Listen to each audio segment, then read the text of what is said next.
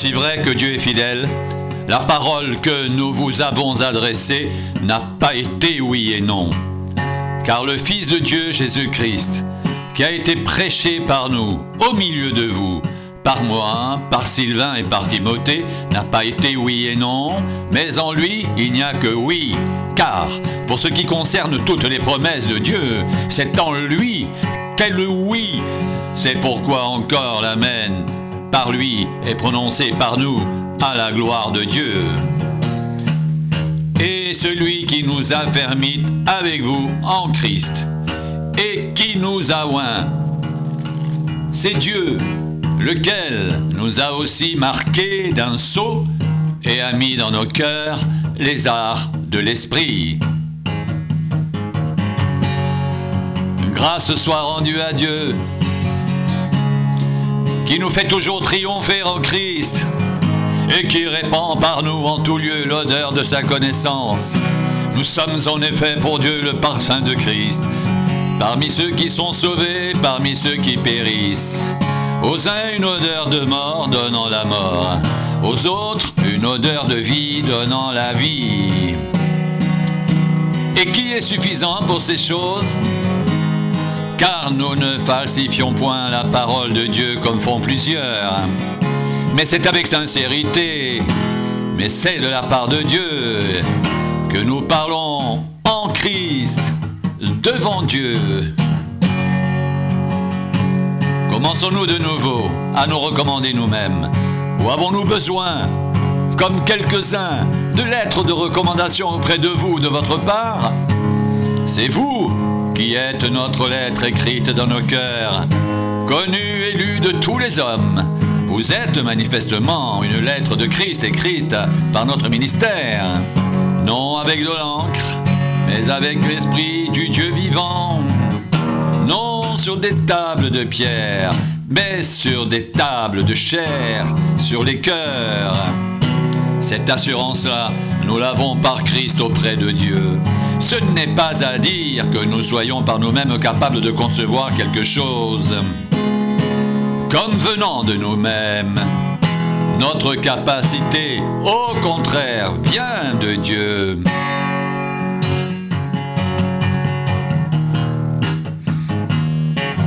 Il nous a aussi rendus capables d'être ministres d'une nouvelle alliance, non de la lettre, mais de l'esprit. Car la lettre tue, mais l'esprit vivifie. Or, si le ministère de la mort gravé avec des lettres sur des pierres a été glorieux au point que les fils d'Israël ne pouvaient fixer les regards sur le visage de Moïse à cause de la gloire de son visage, bien que cette gloire ait été passagère, combien le ministère de l'Esprit ne sera-t-il pas plus glorieux?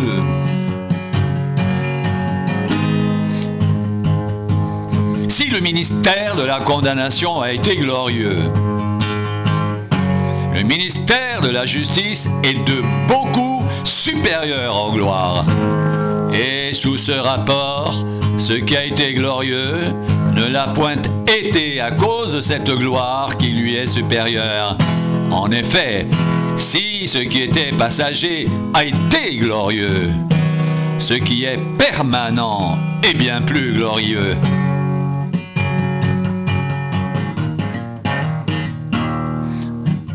Ayons donc cette espérance, nous usons d'une grande liberté, et nous ne faisons pas comme Moïse, qui mettait un voile sur son visage pour que les fils d'Israël ne fixent pas les regards sur la fin de ceux qui étaient passagers.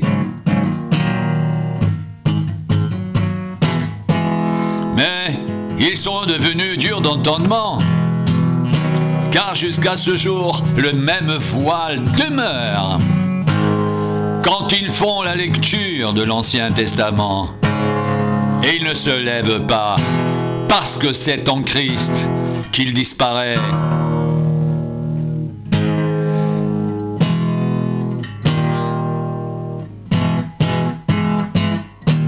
Jusqu'à ce jour, quand on lit Moïse, un voile est jeté sur leur cœur. Mais lorsque les cœurs se convertissent au Seigneur, le voile est ôté. Or le Seigneur, c'est l'Esprit. Et là où est l'Esprit du Seigneur, là est la liberté. Nous tous, dont le visage découvert reflète la gloire du Seigneur, nous sommes transformés en la même image, de gloire en gloire, par l'Esprit du Seigneur.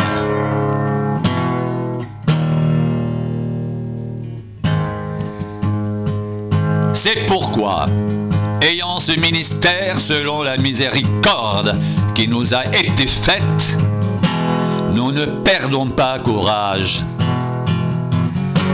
Nous rejetons les choses honteuses qui se font en secret. Nous n'avons point une conduite astucieuse et nous n'altérons point la parole de Dieu. Mais en publiant la vérité,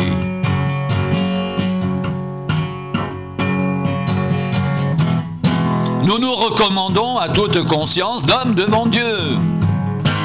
Si notre évangile est encore voilé, il est voilé pour ceux qui périssent, pour les incrédules dont le Dieu de ce siècle a aveuglé l'intelligence, afin qu'ils ne voient pas briller la splendeur de l'évangile, de la gloire de Christ, qui est l'image de Dieu. Nous ne nous prêchons pas nous-mêmes. C'est Jésus-Christ, le Seigneur, que nous prêchons. Et nous nous disons vos serviteurs à cause de Jésus.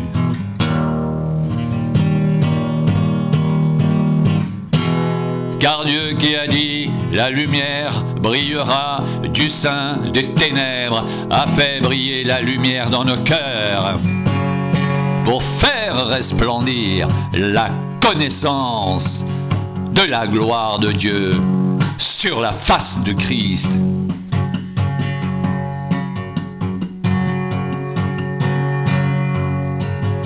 Nous portons ce trésor dans des vases de terre, afin que cette grande puissance soit attribuée à Dieu et non pas à nous. Nous sommes pressés de toute manière, mais non réduits à l'extrémité, dans la détresse, mais non dans le désespoir, persécutés, mais non abandonnés, abattus, mais non perdus, portant toujours avec nous, dans notre corps, la mort de Jésus, afin que la vie de Jésus soit aussi manifestée dans notre corps. Car nous qui vivons, nous sommes sans cesse livrés à la mort à cause de Jésus, afin que la vie de Jésus soit aussi manifestée dans notre chair mortelle.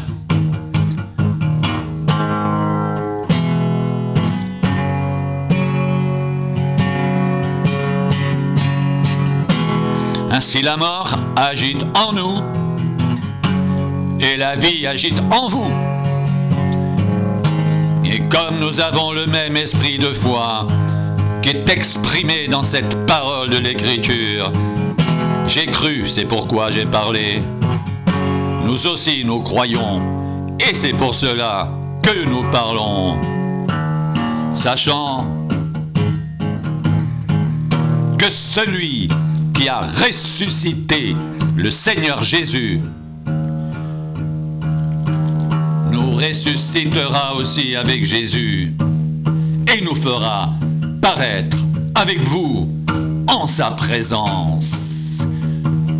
Car tout cela arrive à cause de vous, afin que la grâce, en se multipliant, fasse abonder à la gloire de Dieu les actions de grâce d'un plus grand nombre.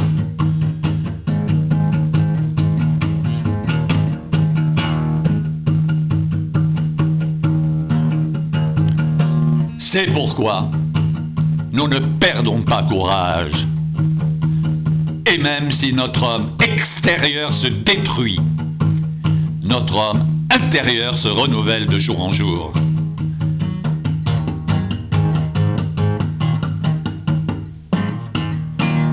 Car nos légères afflictions du moment présent produisent pour nous, au-delà de toute mesure, un poids éternel de gloire, parce que nous regardons non point aux choses visibles, mais à celles qui sont invisibles, car les choses visibles sont passagères et les invisibles sont éternelles.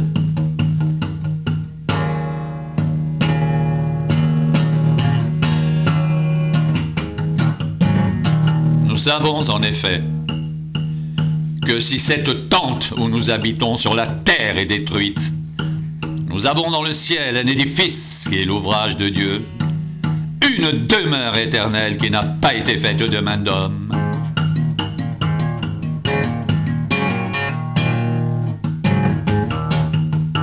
Aussi gémissons-nous dans cette tente, désirant revêtir notre domicile céleste, si du moins nous sommes trouvés vêtus et non pas nus.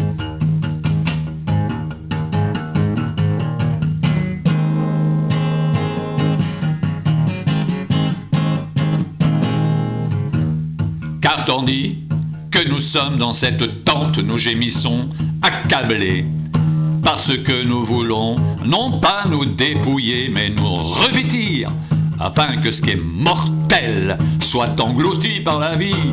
Et celui qui nous a formés pour cela, c'est Dieu qui nous a donné les arts de l'esprit.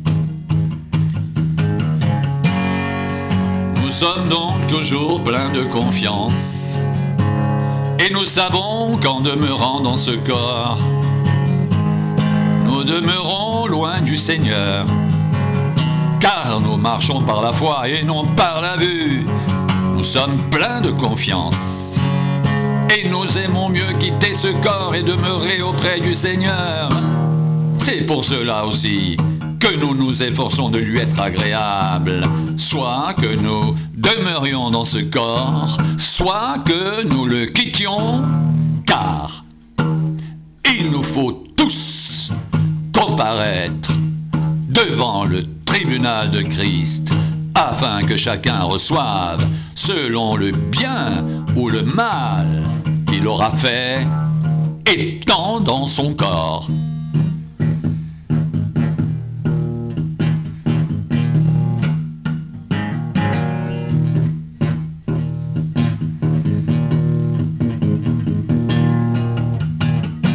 Connaissant donc la crainte du Seigneur, nous cherchons à convaincre les hommes. Dieu nous connaît, et j'espère que dans vos consciences, vous nous connaissez aussi. Nous ne nous recommandons pas de nouveau nous-mêmes auprès de vous, mais nous vous donnons l'occasion de vous glorifier à notre sujet, afin que vous puissiez répondre à ceux qui tirent gloire de ce qui est dans les apparences et non dans le cœur. En effet, si je suis hors de sens, c'est pour Dieu. Si je suis de bon sens, c'est pour vous. Car l'amour de Christ nous presse, parce que nous estimons que si un seul est mort pour tous, tous donc sont morts, et qu'il est mort pour tous, afin que ceux qui vivent ne vivent plus pour eux-mêmes, mais pour celui qui est mort et ressuscité pour eux. Ainsi dès maintenant, nous ne connaissons personne selon la chair. Et si nous avons connu Christ selon la chair, maintenant nous ne le connaissons plus de cette manière.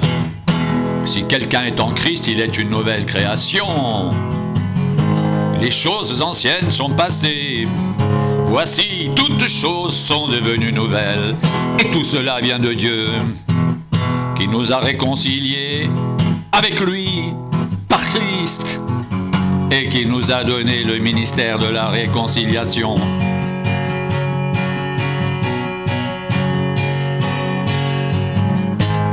Car Dieu était en Christ réconciliant le monde avec lui-même, en imputant point aux hommes leurs offenses. Et il a mis en nous la parole de la réconciliation. Nous faisons donc les fonctions d'ambassadeurs pour Christ, comme si Dieu exorçait par nous. Nous vous en supplions, au nom de Christ, soyez réconciliés avec Dieu. Celui qui n'a point connu le péché, il a fait devenir péché pour nous, afin que nous devenions en lui justice.